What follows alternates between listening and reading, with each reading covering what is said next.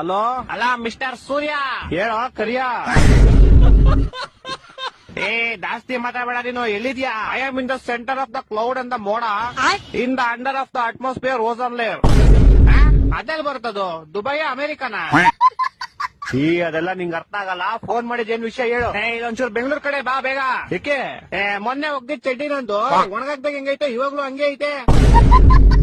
ನಿನ್ ಕಿತ್ತೋಗಿರೋ ಕಾಚ ಒಣಗ್ಸಕ್ಕೆ ನಾನ್ summer holidays ಬಿಟ್ಬಿಟ್ಟು ಬೆಂಗಳೂರು ಬರ್ಬೇಕಾ?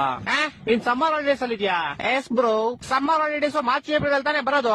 ಅವಾಗ ನಿಮ್ಗೆ ಬ್ರೋ, ಇವಾಗ ನನ್ಗೆ.